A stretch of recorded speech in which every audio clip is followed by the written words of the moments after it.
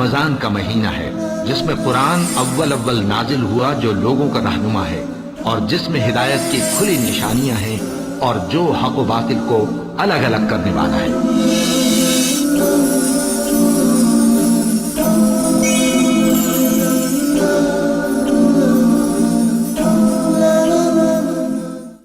ان الحمد لله نحمده ونستعينه من يهده الله فلا مضل له ومن يضلل فلا هادي له واشهد ان لا اله الا الله وحده لا شريك له وان محمدا عبده ورسوله يا ايها الذين امنوا اتقوا الله حق تقاته ولا تموتن الا وانتم مسلمون يا ايها الناس اتقوا ربكم الذي خلقكم من نفس واحده وخلق منها زوجها وبث منهما رجالا كثيرا ونساء واتقوا الله الذي تساءلون به والارحام ان الله كان عليكم رقيبا يا ايها الذين امنوا اتقوا الله وقولوا قولا سديدا يصلح لكم اعمالكم ويغفر لكم ذنوبكم ومن يطع الله ورسوله فقد فاز فوزا عظيما اما بعد فان خير الحديث كتاب الله وخير الهدي هدي محمد صلى الله عليه وسلم وشر الامور محدثاتها وكل محدثة بدعة وكل بدعة ضلالة وكل ضلالة في النار۔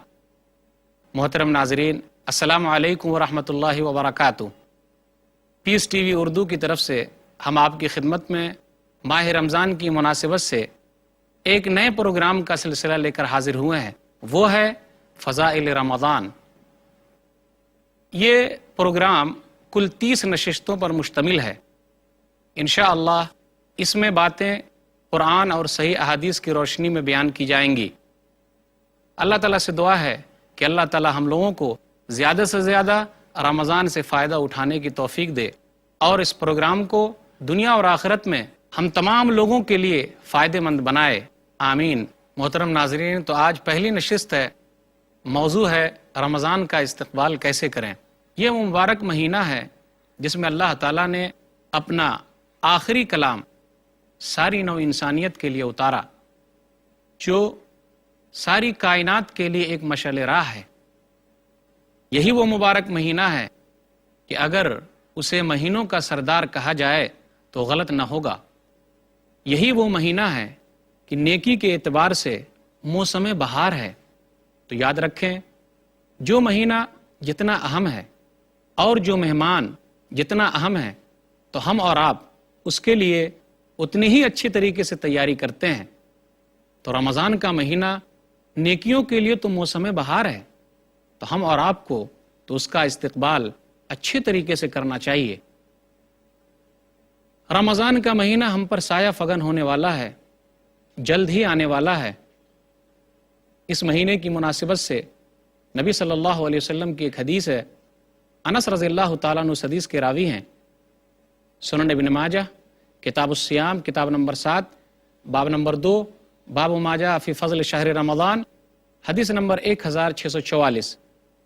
انس بن مالک رضی اللہ تعالیٰ عنہ کہتے ہیں، دخل رمضان، کہ رمضان کا مہینہ جب داخل ہوا تو رسول اللہ صلی اللہ علیہ وسلم نے ارشاد فرمایا، ان هذا الشہر قد حضرکم، بے شک یہ مہینہ تم پر آ گیا ہے، وفیہ لیلۃ خیر من الف شہر، اور اس میں ایک رات ایسی ہے جو 1000 مہینے کی عبادت سے بہتر ہے۔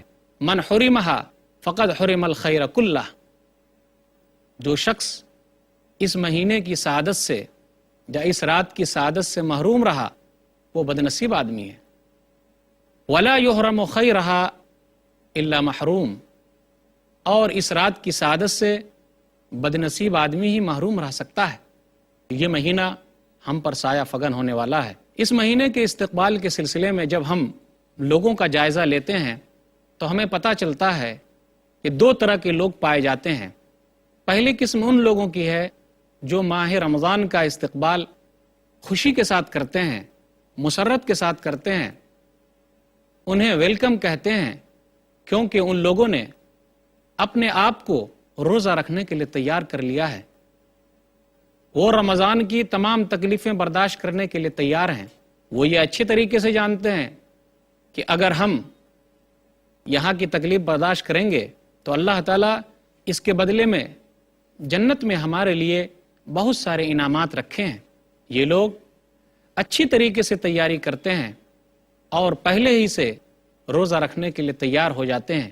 وہ ہر طرح کی تیاری سے اپنے آپ کو مزین کر لیتے ہیں اور ماہ رمضان کا استقبال کرتے ہیں۔ گویا کہ آنے والا مہمان ان کے نزدیک کافی اہم ہے، اور جو مہمان جتنا اہم ہوتا ہے لوگ اس کا استقبال اسی طریقے سے کرتے ہیں۔ ماہ رمضان کے استقبال کے تعلق سے لوگوں کی ایک دوسری قسم ہے جو رمضان کا مہینہ آتے ہی پریشان ہو جاتے ہیں۔ وہ دن اور رات کو گنتے رہتے ہیں کہ کب یہ مہینہ ختم ہوگا تاکہ ہمیں دن میں آسانی کے ساتھ کھانے پینے کی مہلت ملے گی۔ وہ شمار کرتے رہتے ہیں کہ یہ مہینہ کب ختم ہوگا۔ وہ اس مہینے کو اپنے لیے بوجھ سمجھتے ہیں، کیونکہ یہ مہینہ آ گیا تب انہیں آزادی نہیں ہے کہ دن میں ادھر سے ادھر کچھ کر سکیں۔ یہ لوگ کھلے طور پر بہت ساری چیز کرنا چاہتے ہیں، لیکن رمضان کے مہینہ آتے ہی ان کی تمام آرزوؤں پر پانی پھر جاتا ہے۔ یہ لوگ چھپ چھپا کر کھانا چاہتے ہیں، آرام سے کھاتے پیتے رہتے ہیں۔ بہت سارے لوگوں کو آپ نے دیکھا ہوگا کہ یہ لوگ دن میں کس طریقے سے چھپ چھپا کر کھا رہے ہیں۔ بہت سارے مسلم ہوٹلوں کو آپ دیکھیے کہ دن میں ان میں پردے لگا دیے گئے ہیں۔ اللہ سے پردہ نہیں، لیکن انسانوں سے پردہ ہے۔ یہ لوگ اپنے آپ کو کیا سمجھتے ہیں؟ کافی افسوس کی بات ہے، یہ لوگ کتنے گئے گزرے ہیں، اور جب رمضان کا مہینہ ختم ہو جاتا ہے تو یہ لوگ خوش ہوتے ہیں کہ اب رمضان کا مہینہ ختم ہوا، دن میں ہم آزادی کے ساتھ جو چیز چاہیں گے وہ کھائیں گے، جو چیز کرنا چاہیں گے وہ ہم کر لیں گے۔ افسوس کی بات تو یہ ہے کہ رمضان کے مہینے کو ان لوگوں نے گنوا دیا۔ رمضان کا مہینہ جس طریقے سے اس کا دن مبارک ہے، دن اہم ہے، اسی طریقے سے رمضان کی رات بھی کافی اہم ہے۔ یہ عبادتوں کا مہینہ تھا، لیکن ان لوگوں نے اس سے فائدہ نہیں اٹھایا۔ کسی شاعر نے کہا کہ رمضان کا مہینہ آیا اور گزر گیا، اس آرزو کے باغ میں آیا نہ کوئی پھول، اس آرزو کے باغ میں آیا نہ کوئی پھول، اب کے بھی دن بہار کے یوں ہی گزر گئے۔ رمضان کا مہینہ نیکیوں کا مہینہ گزر گیا، اور کئی رمضان گزر جاتے ہیں، ان لوگوں کو افسوس بھی نہیں ہوتا۔ قرآن مجید کی آیت پڑھنا زیادہ مناسب ہوگا۔ اللہ نے کہا سورہ ہجر سورہ نمبر 15 آیت نمبر 2 اور 3، کیا کہا اللہ تعالیٰ نے؟ ربما یود الذین کفروا لو کانوا مسلمین ذرہم یأکلوا ویتمتعوا ویلہہم الامل فسوف یعلمون۔ ان قریب کافر لوگ قیامت کے دن افسوس کریں گے، کاش کہ وہ لوگ مسلمان ہوتے۔ آپ ان کو کھاتا پیتا، عیش اٹھاتا اور آرزوؤں میں مگن ہوتا چھوڑ دیجئے، ان قریب وہ لوگ جان جائیں گے۔ تو کیا یہ وعید ایسے لوگوں کے لیے نہیں ہے جو رمضان کا مذاق اڑاتے ہیں؟ ان لوگوں کو ڈرنا چاہیے، اللہ سے خوف کھانا چاہیے۔ تو ہم اور آپ کو کن لوگوں کے ساتھ ہونا ہے؟ ہمارے لیے ضروری ہے کہ ہم ان لوگوں کے ساتھ ہوں جو پہلی قسم کے لوگ ہیں، جو رمضان کے مہینہ آتے ہی خوش ہو جاتے ہیں۔ وہ یہ سمجھتے ہیں یہ مبارک مہینہ جو اللہ تعالیٰ نے ہم کو عطا کیا ہے، پھر دوبارہ ملے کہ نہ ملے، دوبارہ نصیب ہو کہ نہ ہو، نیکیوں کا زمانہ پھر ملے کہ نہ ملے، وہ لوگ اس مہینے کو غنیمت جانتے ہیں اور اس سے فائدہ اٹھاتے ہیں۔ جی ہاں، یقیناً آپ کا جواب یہی ہو سکتا ہے، اور آپ کی خواہش یہی ہوگی کہ ہم پہلے قسم کے لوگوں میں شامل ہو جائیں۔ تو آئیے رمضان کا استقبال پہلے قسم کے لوگوں کی طرح کریں، ان لوگوں کی طرح نہ کریں جو لوگ رمضان کو بوجھل سمجھتے ہیں، اپنے لیے مشقتوں کا مہینہ سمجھتے ہیں۔ بالکل نہیں، ہمیں اور آپ کو شامل ہونا ہے ان لوگوں کے ساتھ جو رمضان کے مہینے کو اپنے لیے بہترین سمجھتے ہیں، نیکیاں جمع کرنے کا مہینہ سمجھتے ہیں۔ تو آئیے عہد کیجئے کہ ہم رمضان کا استقبال کریں گے۔ کیسے رمضان کا استقبال کریں گے؟ ہمارے اور آپ کے لیے ضروری ہے کہ ہم لوگ رمضان کا استقبال کریں توبہ استغفار کے ساتھ، کہ اللہ کے سامنے گڑ گڑائیں، روئیں، کتنے گناہ ہم نے کیے ہیں، کتنے گناہ ہم سے سرزد ہوئے ہیں۔ اللہ تعالیٰ سے دعا کریں کہ اللہ تعالیٰ ہمارے تمام گناہوں کو معاف فرمائے۔ کیوں؟ اس لیے کہ رمضان کا مہینہ جو ملا ہے تاکہ ہم اچھے طریقے سے نیکیاں جمع کر سکیں۔ اللہ نے توبہ کے تعلق سے کہا توبہ کی بڑی فضیلت ہے، جو لوگ توبہ استغفار کرتے ہیں وہ لوگ کامیاب آدمی ہیں۔ سورہ نور سورہ نمبر 24 آیت نمبر 31 اللہ نے کہا وَتُوبُوا إِلَى اللَّهِ جَمِيعًا أَيُّهَا الْمُؤْمِنُونَ لَعَلَّكُمْ تُفْلِحُونَ۔ تم تمام کے تمام توبہ استغفار کرو، اے مومنو، شاید کہ تم کامیاب ہو جاؤ۔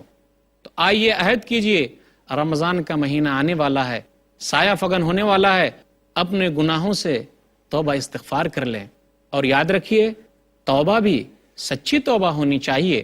اللہ نے کہا سورہ تحریم سورہ نمبر 66 آیت نمبر 8، یا ایھا الذین آمنوا توبوا الی اللہ توبۃ نصوحا، اے ایمان والو تم تمام کے تمام اللہ کی طرف سچی توبہ کرو، پکی توبہ کرو، توبۃ نصوح کرو۔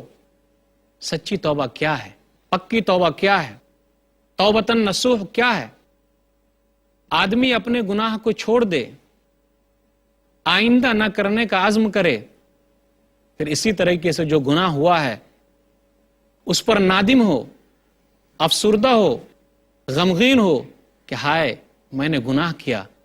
یہ موقع اچھا ہے کہ ہم گناہوں کو چھوڑ دیں اور نیکیاں اپنے لیے جمع کر لیں۔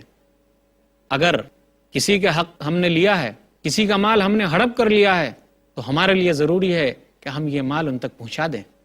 سچی توبہ تو یہ ہے۔